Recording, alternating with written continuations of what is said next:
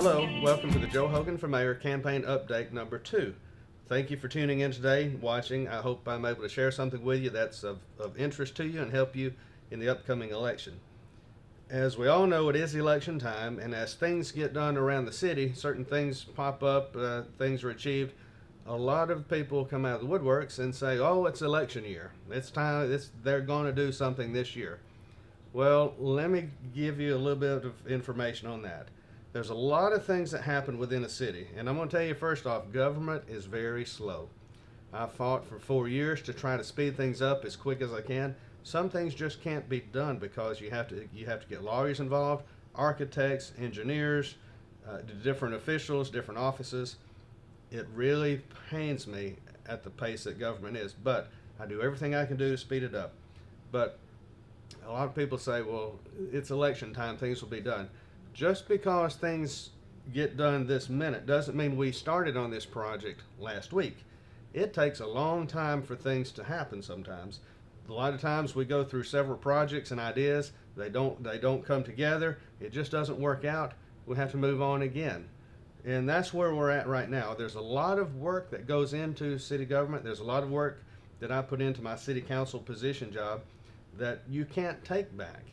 And if you don't have anything to show for it, sometimes people think you're not really doing a very good job if you got nothing to show for it. But that's okay, because I know what's been worked on. I know what we're trying to put together, and we have to depend on the media at our work sessions and council meetings to get this information out there so that the public does know, hey, we've tried this idea with this group or this company, it didn't work, we're moving on. But I want to talk to you a little bit about what we've had going on for the past term and what we're in the middle of going forward. We've been working on several projects. Several projects have been completed this year. We have completed a paving evaluation project. So every street in the city has been evaluated and prioritized in a list, where past councils would get in a van and ride around and say, well, I want 2 streets in my district. Now you get 2 streets, or you have 3, and let me come back to mine. This is done because a lot of people, and I've already had people say to me, well, it's pretty easy to go out and see what streets need to be paved.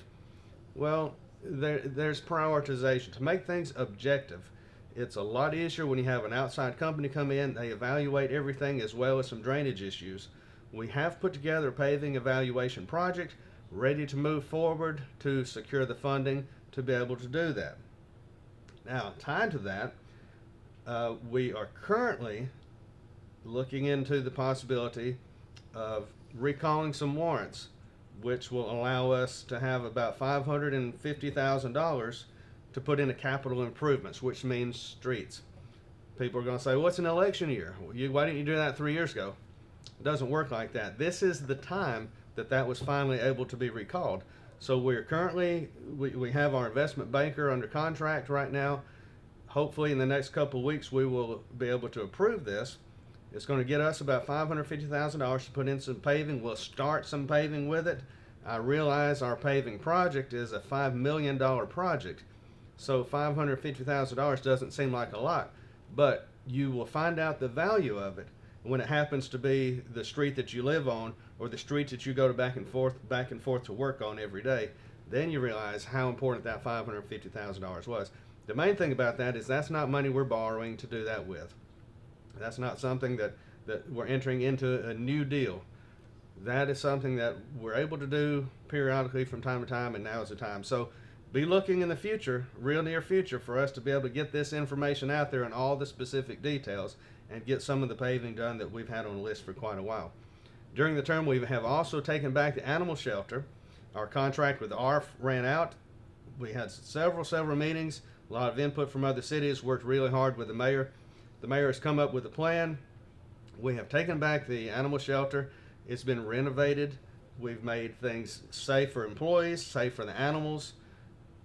That's not hot and humid like it was. We've taken measures to replace a lot of the units out there to get the moisture out of there. The animal shelter right now has come light years from where it was at the start of this year. Adoptions are up. Now our animal rates are still up. We're at full capacity right now. So we have to get more people involved in sharing what our animal shelter is doing. We've got incredible rates right now for adoption. We need more people to come down and adopt. We need more people to spread the word so other people from outside of here will come over here to adopt. The animal shelter is something that Sylacauga can really be proud of. We had it staffed with temporary employees. Now we've passed, we voted the other day to allow for these temporary employees to be full-time city employees. And as we move forward, the mayor continues to outline this work in progress, so to speak. We'll be able to hopefully add more employees, maybe a manager out there.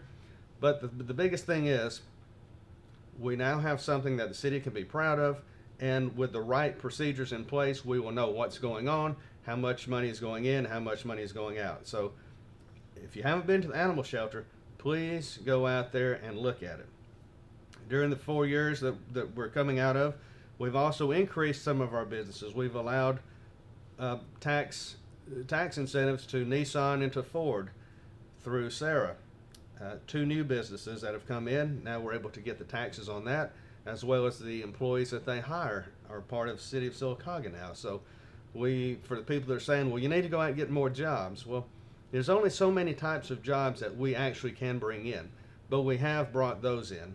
So I'm grateful to have been a part of that, and for the people that work at these 2 dealerships, thank you for letting us serve you. 2nd Street is a development company that's come into town now. We've recently entered into an agreement with them for a public hearing to allow them to proceed to buy and replace, renovate, and fill the old vacant coast-to-coast, Winn-Dixie, whatever you want to call the building that it used to be called. That building is hopefully going to be renovated and will employ about 40 people. That's 40 more people coming into the city. We are allowing that to happen through tax incentives. A lot of times the only way to get these businesses in here now are to have tax incentives, because you're competing with other cities that are doing the very same thing. So a lot of people think, well, you're giving up part of your tax base. Well, you are giving up part of your tax base for a certain number of years, but when you do this for a company that's coming in that's going to be a $4 million gross company a year and hire 40 people, then that's kind of what our only purpose is in creating jobs. We don't get to create many industrial jobs, but things like this are things we do have control over. And fortunately, the current council has voted to allow the building downtown to be renovated and restored. So in the next several weeks, be looking for the name of the company, the name of the business that's coming in there. I am told that it's something that is not anywhere near around here. So I'm looking forward to something really big, some really big news. Also, we are entering into an agreement, another phase of an agreement, hopefully in the next couple of weeks, with another development company for a shopping center beside Walmart. Fortunately, this council has come together and heard and seen the opportunities. It's for some property that was bought by prior councils. We sometimes get beat up for what we do with the property. We will be selling it for less than what the estimated value is, but the property's not doing anything right now. It's just sitting out there on the side of the highway beside Walmart. We are allowed to sell it for less than what the value is, because we know what the return of investment is going to be, or projected to be. This project right here can bring in things that people have asked for a long time. It can bring in businesses that are in Oxford or Inverness. And when we bring those businesses in here, then that's money that we're going to capture. We're going to stop leakage. Leakage is the money that's being spent in other cities. We're going to be able to stop that leakage and keep that money at home. Plus, for the cars that are on Highway 280 going back and forth that never stop with us, never stop or shop with us unless they're going to Walmart or Home Depot, now we've given them another reason to stop. There's a whole shopping center over there with places for them to spend money and eat at. This project right here should employ about 250 plus jobs. Now, if that's an average of $10 an hour, that's $5,844,000 put back into our economy.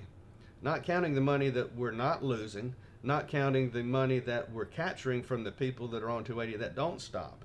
So as far as a simple transaction, a flip deal, you buy a property and sell it, make $200,000 or $300,000 or $400,000, $500,000 off of it, depending on the market.